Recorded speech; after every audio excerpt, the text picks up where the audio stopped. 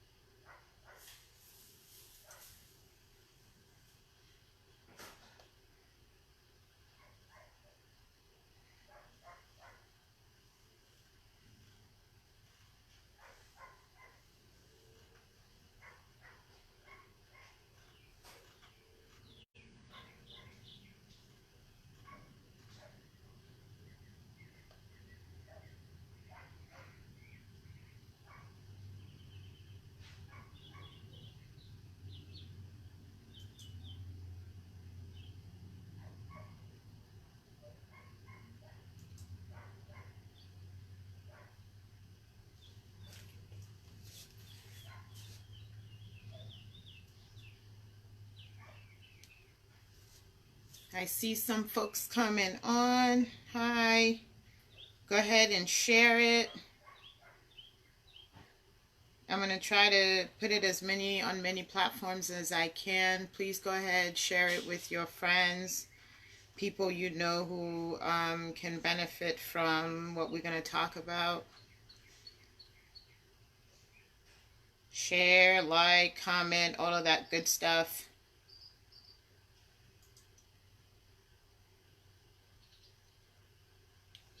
Go ahead if you are on. Go ahead and tell me where you are, what's going on, because I'm going to have a Q&A session in a little bit.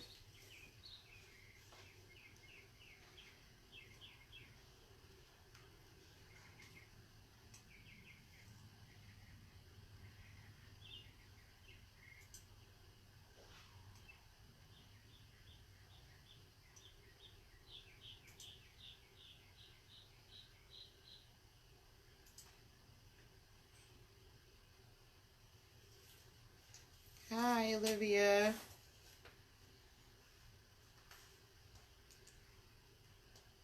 Let me see who else I have here. Hi, Miss Wizzy.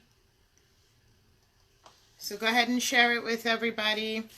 I'm going to give them a little bit of time to get on.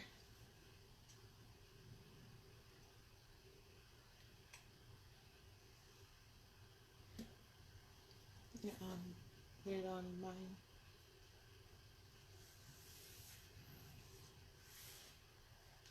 So just, we got to get this through this time together.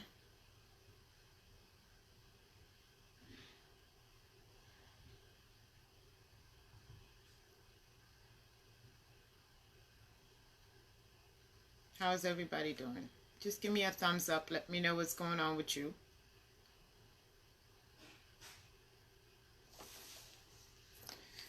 I'm going to try to stay hydrated. So remember, plenty of water, folks. Plenty of water.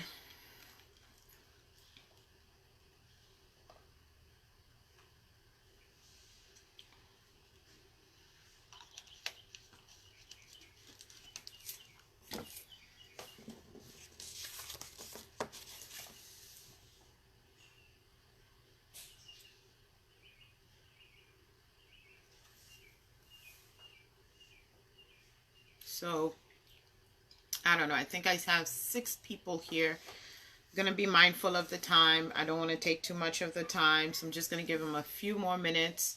And then we'll start talking about some of the stuff that I feel that are important when you're trying to do this transition, because it's been a journey for me. So I had to take on a lot of stuff so basically I'm going back to so many years ago when I first started with homeschooling and things that I wish somebody told me.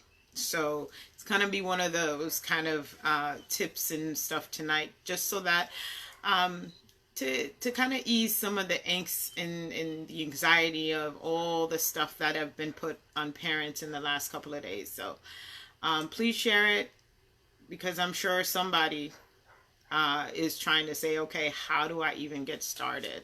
So,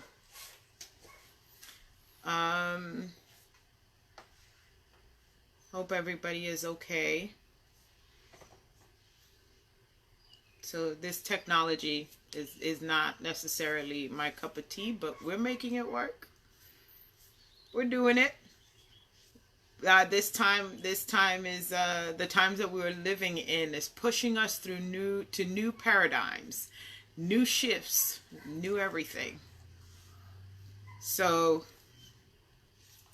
I'm just watching the time just to make sure that we get started.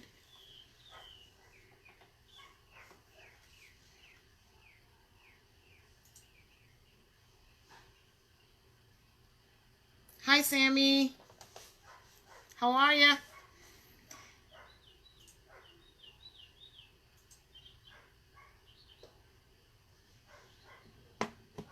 You good?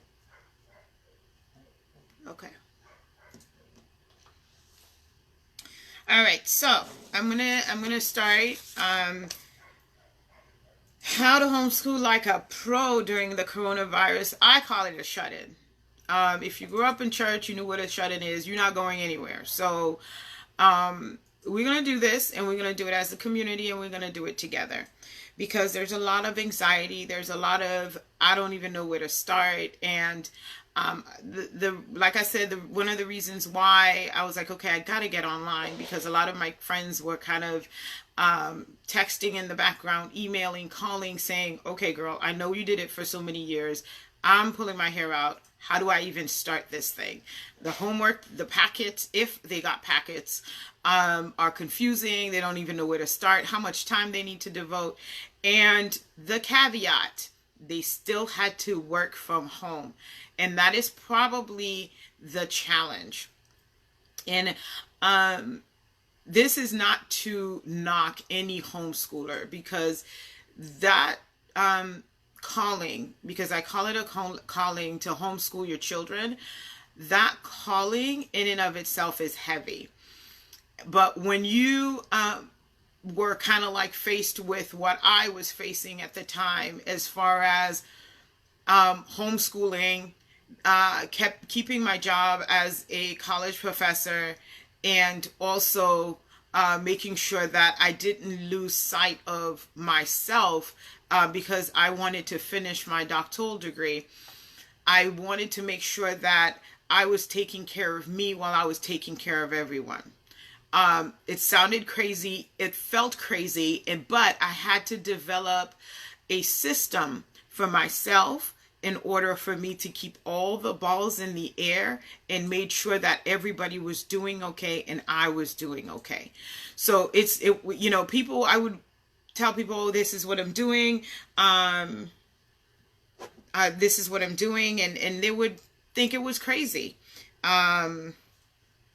So somehow I figured it out. I'm also looking at my phone because some folks are telling me that I'm not live on Instagram. So okay. I'm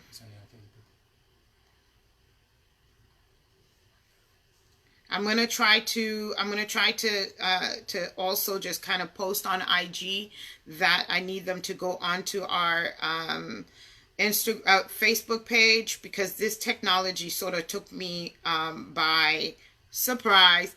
But we're gonna make it work. We're gonna get on, and we're gonna do the best we can to make sure that everybody is getting this information. So as I'm talking to you, I'm gonna also jump on IG and tell them to come over to the Facebook page. Okay.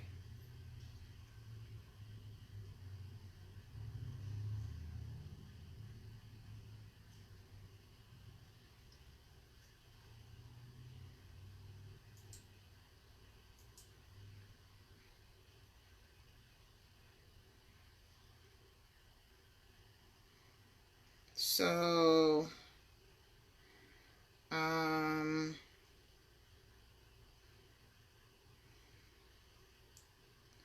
going to give this, could you post it that we're on Facebook to go find us on Facebook? Okay, so I'm going to keep talking. So sorry guys. Trying to make sure that some IG people come to our Facebook at Fidelis Learning. The IG folks are coming over to watch it, and I'll post it as much as I can so they can see it. Okay, so the first thing that I realized that I needed to make sure that I do was I needed 15 minutes. It was either the beginning of the day or the end of the day. This depends on your biological clock. I am an early riser. 3 o'clock doesn't faze me. 4 o'clock doesn't faze me. So the first 15 minutes of after me doing my devotion, after me getting myself my cup of coffee, I need 15 minutes to gather my thoughts. So in that 15 minutes, it was, okay, so what do I tackle first? What part of the day and what day it was? Because I was juggling 4 kids, 5 schedules. It was my schedule and theirs. They needed to finish their schoolwork, and they had sports, and they had all of their activities. They had music, they had dance, they had whatever was going on. So I had to make sure that the schedule was going to work out for that day. One of the key things is at the end of the day, if you're not okay, this is not going to work out. Take care of yourself first. The first 15 minutes or the last 15 minutes of the day. If you need more than 15 minutes, take it. Do what you got to do to make sure that you're centered. When you're centered, then everybody else will be fine. You are setting the tone. Whoever is the primary homeschooler. I understand that right now dads and moms may be at home, and that's another story, where you go to your different place of employment. If you're by yourself as a mom, that's fine too, or you're by yourself as a dad, that's fine too. But the most important thing, whoever is going to be home with the kids, you are the tone setter. If you wake up in a tizzy, for lack of a better word, everybody in the house is going to wake up in a tizzy. So the whatever you want to happen during that day happens in that first 15 minutes. Your scheduling is going to be key. You are still working. You still have demands from your job. If you're working from home, set your work schedule first. Know the demands of your employer. What are they expecting from you? What are the goals? Figure out what the expectations are while you are at home, so that you can create a schedule to meet deadlines, to get on the phone when you need to have a conference call, a video conference. That is the schedule. That is the foundation, the work schedule. Once you have your work schedule all figured out, what it is that your boss is asking you to do and when they need things by, then you can settle your kids in. The biggest thing is to relax. The world truly is not going to come to a screeching halt or an end. It just means we're at a point where we are paradigm shifting.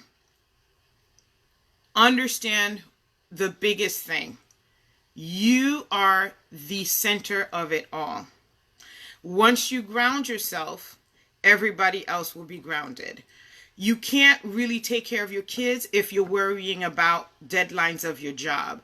Schedule everything. And another thing, the biggest thing, you're not being called to homeschool right now. You're being called to be the bomb substitute. Say that to yourself. I'm the bomb substitute. The substitute that you wanted when your teacher wasn't there. Homeschooling by itself, if you were truly homeschooling, there's a whole lot more that I would talk to you about. But right now, you're stepping in to make sure that whatever the assignment was sent is being done. You're there to make sure that they're getting online when their teachers are going to get online. If you're in Broward County, next week is spring break. Please let the kids have spring break. You need spring break. You need some time in order for all of this to settle down. Because if you are going to go into it full force, one of you is going to crash. Tip for you. The first 2 weeks of school, okay? The first week of school, teachers took the time for 2 weeks to settle for routines, to settle for expectations. These kids have been conditioned from August. They're coming into a situation, they need you to be empathetic. This is not the time for you to go ham because they're not sitting to do their work. They're not doing this, they're not doing that. Because what's going to happen is that they're going to give you pushback. They've been conditioned by a teacher. They've had their routine. They're coming home to a situation that they don't know. So they're coming home to you as substitute teacher. The expectations, hopefully your counties or wherever you're calling from, your counties are giving an opportunity for e-learning. That's going to be best because they're going to have a schedule when they're going to be meeting their teachers online. You're going to have to incorporate that with what's going on with you. So give your kids time to kind of figure things out. It's going to be a whole lot better for you and them.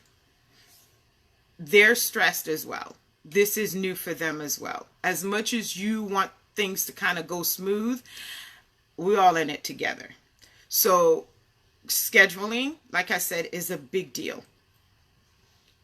I opened Fidelis Academy because I understood the necessity of that parent relationship with education. We have the homeschool model because the model is we need parents to be engaged, involved, and we want them to continue to be part of the community that we are creating for the kids. So it's the same concept. Right now, you're the parent who is engaged, involved, substitute teacher. If they have an issue with reading, math, I understand you want to put as much time as possible into getting them where they're supposed to be. I hope teachers have been communicating with you what issues they've had. But one of the biggest thing is right now may not be the time where you're stressing them and you're stressing you to make sure that they're caught up. Changes are happening. Take the change slowly so that you guys can do this together. Figure out their biological clock. This is a tip that I wish somebody told me, but I found out on my own and it was great. Figure out their biological clock. What that means is, are they a morning person or a night owl?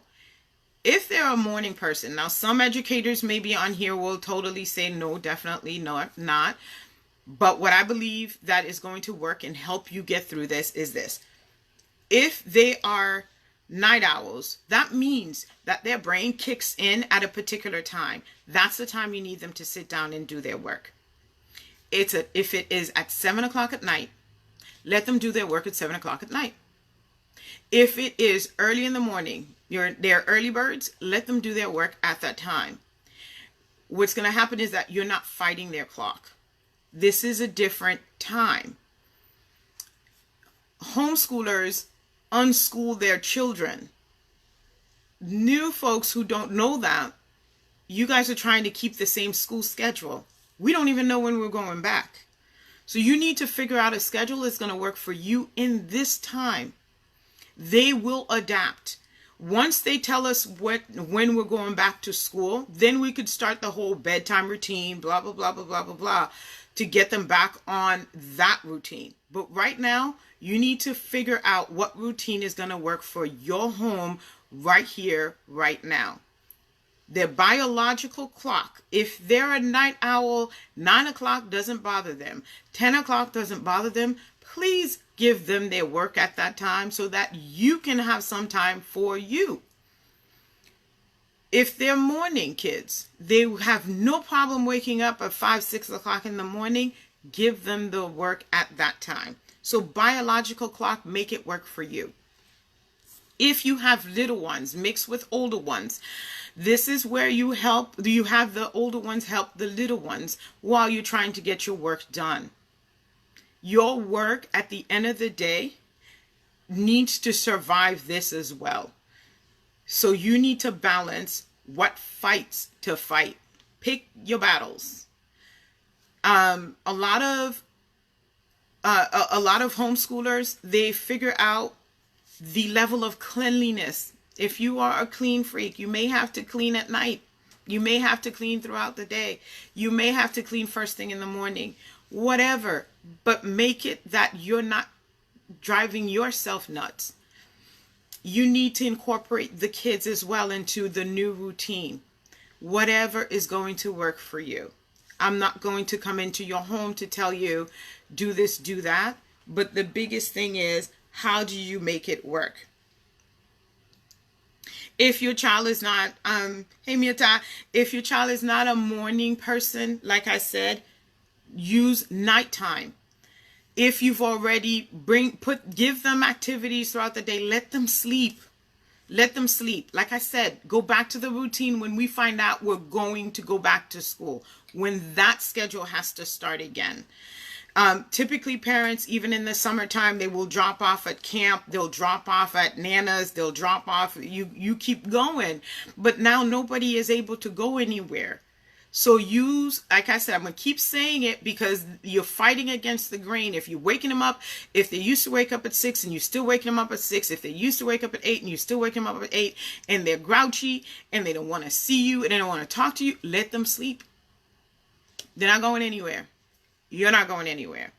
Do what you got to do to get through this. So if your child, for example, goes to sleep and doesn't wake up till 10, you have all morning to get your work caught up before they wake up. So that means you wake up at your regular time. You get your work done. They wake up, they roll out of bed. Hey, baby, good morning. Here's your breakfast. Leave it alone. Okay, leave it alone. So that's the biggest advice that I could tell you right now as far as how you transition in this thing.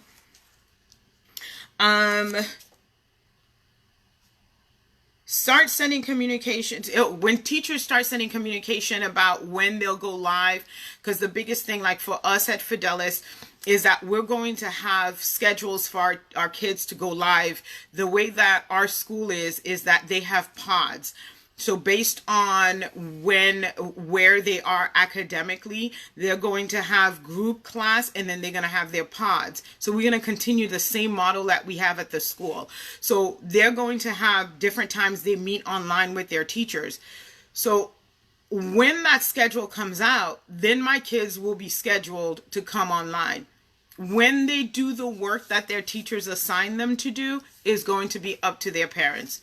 First thing in the morning or late at night, whatever works, as long as they keep showing up, as well as they keep showing up for their class time, as long as, whatever, we're going to give them a decent work schedule. So keep that in mind. When your schedule comes out from your school, if they have not, that's when you can go ahead and start scheduling them, their wake up times and everything like that. Okay, so like I said, how to homeschool like a pro during coronavirus is all about maintaining sanity. It's all about maintaining yourself and maintaining the things that you can do. There are a lot of places that are offering online or field trips. Sometimes you might have, if the school is not giving them enough to keep them busy when you need them to be busy, you may have to carve out maybe 30 minutes the night before to sort of like, okay, this is what I'm going to give to them to do while I'm trying to finish my day of work. Stick with realistic expectations for your job as far as how many kids you have at home will also factor into how successful you can manage the schedules. So if you have 4 like I did, 5, whatever, it's a matter of scheduling. Schedule them accordingly, according to their biological clock. Some kids are going to wake up early in the house. Some wake up later. Some may all wake up at the same time. Just know how your house is going to be in order for you to do the best thing for your family. One of the biggest tips as well I can give you is create a meal plan. They will eat everything in the house if you haven't experienced that already. In order for you to make sure, number one, that they're staying healthy, that they're eating healthy, is to create a meal plan. This is going to take you, maybe create a week meal plan. When I was doing, which is one of the things I told my kids today, we're going back to the meal plan, is I used to do a month meal plan. Every 3 meals, 2 snacks. 3 meals, 2 snacks. That's it. The snacks, it could be peanut butter and jelly for lunch, and then their snack is carrots and celery and ranch. But it's on a menu. They don't need to ask me. That's when they got a little bit older. The younger ones, Ziploc everything. What I'm gonna tell you, you either have experienced it or you're going to experience it. When you're about to get on a conference call, when you have a deadline, that's when they start crying they're hungry. You need to be prepared. Grab that Ziploc bag, hand it to them. They'll be fine. The preparation. The meal plans are going to be your lifesavers, because you're not trying to think of dinner in the middle of the day. You're not trying to think of, what do I need to go buy at the store? Because you're at a point where you can't do 50 trips in the middle of the day, because you got to work and you got to keep these kids occupied and you got to keep them going. So biggest thing is create the meal plan if you don't already have a system. But I would highly suggest, make sure that you have the 3 meals and the 2 snacks, just so that you know what's coming next. Your brain space is what you're trying to make sure you stay focused on. How much thinking do you have to do? When you are trying to make sure that all the balls are in the air and keep going, the 5 minutes it takes for you to figure out dinner is 5 minutes dinner could have been closer on the table. So do the meal plan, stick with the plan. Stick with the plan. Stick with the plan, because that's going to be your sanity. During the weekends, what I used to do is prepare all of my proteins, meaning all of my meat, whatever I was serving, it was already prepared. Bag it in the freezer, put the first 2 days in the refrigerator, whatever. But all my meat was done during the weekend. And then during the week, it was sides. Whatever if it's just broccoli with that meat, that's what we got. If it's mashed potatoes, that's what we get. But try to make sure dinner doesn't take you no more than 30 minutes, because your body is going to need that energy. So everything you're going to do is going to be prep. So all your proteins done during the weekend, then that means all you need is maybe 20, 30 minutes every single day to make sure that they have a nutritious meal, a hot meal, whatever, because restaurants are closed, guys. So we got to cook. Another tip, what I used to do is I would have, I would have like tuna already in the refrigerator in a Tupperware. So all they had to do was grab some bread, plaster some tuna on there, and here's their sandwich. Peanut butter and jelly was always on the counter with bread. All they have to do is do that. If you have little ones that cannot help themselves that way, make sure you have stuff like that already in the refrigerator. Think about if you were to be packing school lunches, what that would mean for you. Keep that routine. If you were packing school lunches, keep that routine. 2-3 lunches already in the refrigerator, because at the time that you need to do something, okay. I thought, what else do I, okay. I'm going to repeat what it is that I've mentioned. The top ones: scheduling yourself, figure out their biological clock, creating meal plans, creating master schedules. Master schedules are going to be your key. Keep with your schedule, keep with your meal plan. Sometimes you may want to put a little something different, but watch the time. How much time? Ask yourself that question. How much time is it going to take me to get that done? Right now in Florida, we're looking at the possibility of going back on April 15th. This is not to alarm anybody, but this is the reality. We may or may not.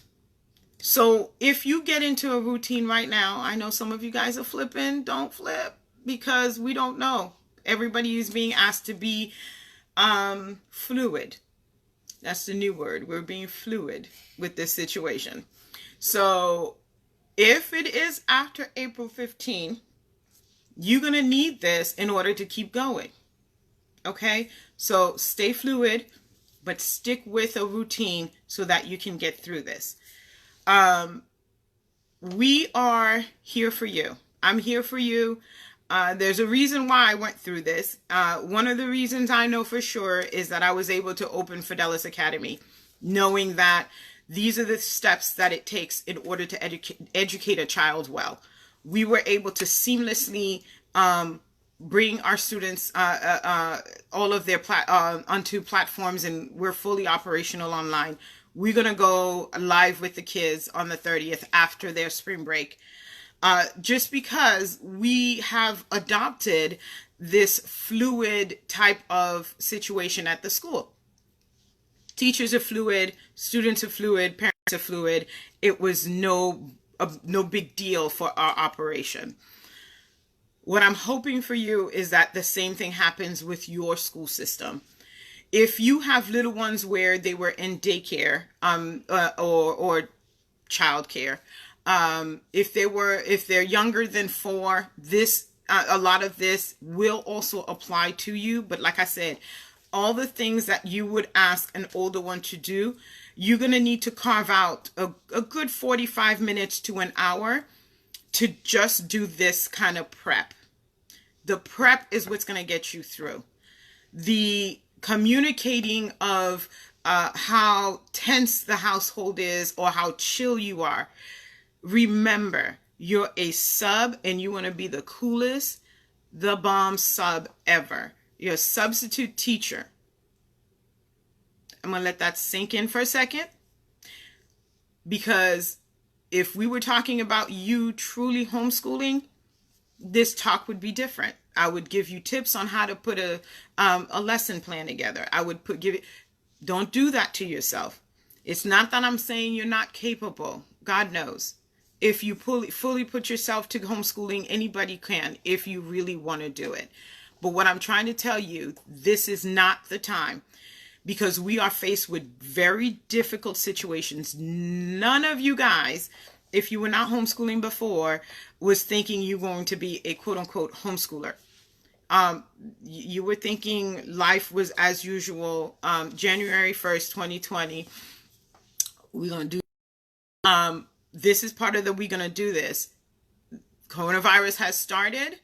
We're going to school our children like a pro at home with good practice. So I hope this was helpful to you. If you have questions, I'm going to open it for questions. Go ahead and post your questions. I'll be more than happy to answer questions that you may have, things that you want me to talk about, I didn't talk about. I'm going to try to come on maybe once a week. If you need more, let me know. Comment, tell me what you want, what you want to hear. What problems have you been facing that you need help on? I want to be a resource to you guys. So go ahead and put your questions. We'll get through this. But definitely reach out. You can find me. Email is best because I'm still an administrator. I'm still getting my staff going through the process and working with them. So email me is best. So you can email me at info at fidelislearning.com. If you have an emergency and you need me to answer a question and you can't wait for a live, email me. I will get back to you. I promise.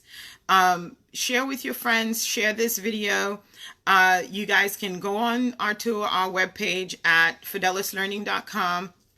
If you're in the Fort Lauderdale area, come and visit us. We have a brand new building that we are building right now. It's phenomenal. I can't wait. The kids can't wait. My teachers can't wait.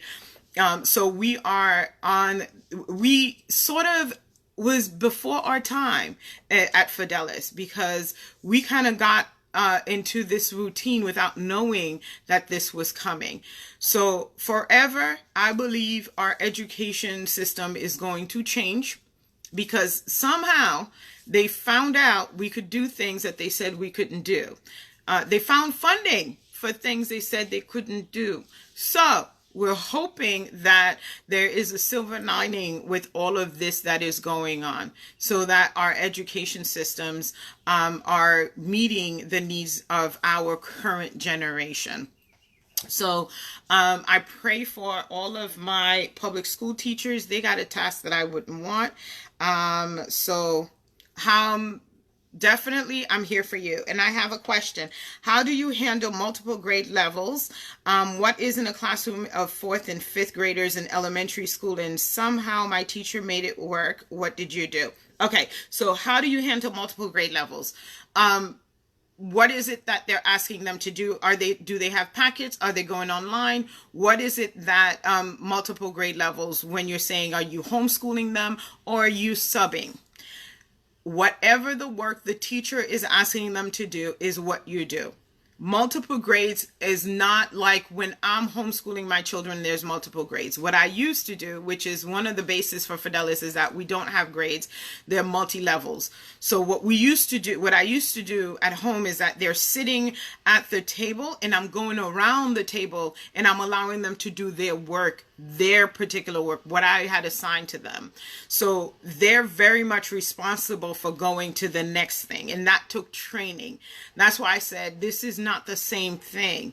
It took me years of training my children. Okay, well, you're done with this, move on to the next thing. It took me a little bit of time to just give them their lesson, their list of lessons for the day, and for them to learn how to check it off. So right now, it may be just that you have them in one place sitting around the table and you're saying, okay, did you get this done? Did you get this done? Did you check it off? Did you check it off? Did you check it off? As far as what is the work, if they did not give them enough work, if they did not give them packets, or they're not going to go online, or they're not ready to go online, shoot me an email and I'll see if I can actually get you some things going. Let me see the second part to that question.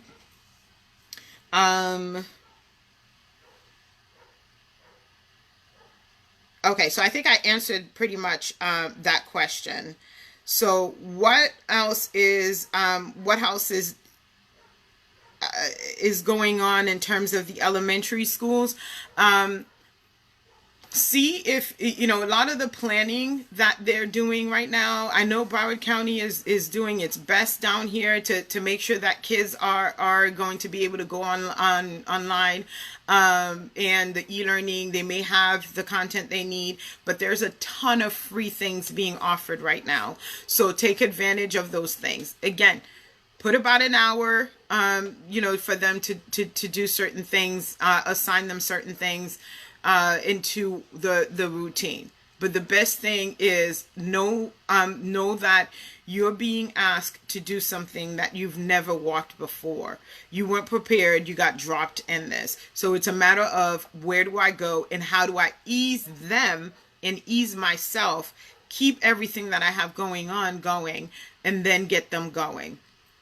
So the biggest thing right now is set the tone. Set the tone. Set the organization, and then everything else will flow. I think that's it. So I thank you guys for coming on. Share it, comment, again, ask questions, info@fidelislearning.com. If you email me, I will email you back. I have some templates if you need a template for meal planning, if you need a template for master scheduling.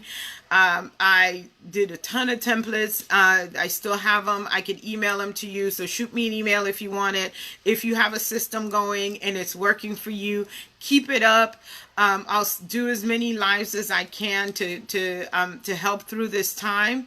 If you have particular questions about particular grades, about reading, if you want to get them going on different reading platforms, what to let them read and where to find that kind of stuff, shoot me an email as well.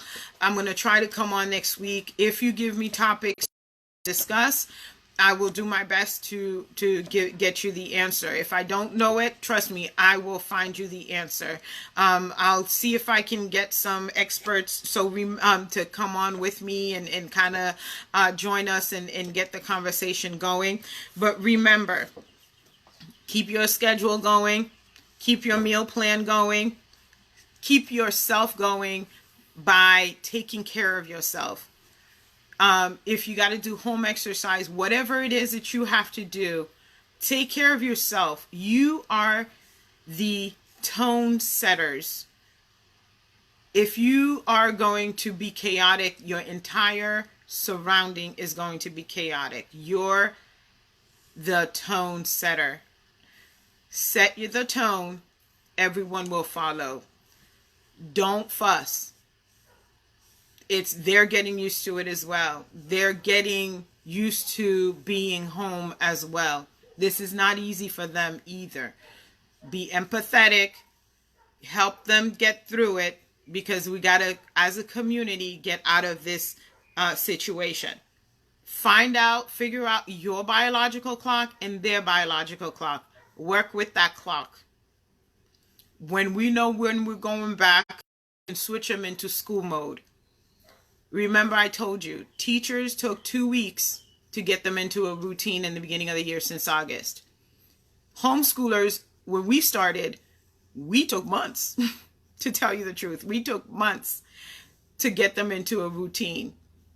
You've been given something to work with in the middle of a school year. Okay? Take your time, set the tone, work with what you have. Work with the biological clock. Create your meal plans. Stay on top of it. Stick with your plan. Give your brain some space. Don't clog it with worry. Give yourself time. It's going to be okay. Don't fuss, because you're going to be dealing with chaos. So I am praying for y'all. Everything's going to be okay. We all going to get through it. Stick with those tips. Ask questions. And I will see you next time. God bless y'all. Thank you. Finish?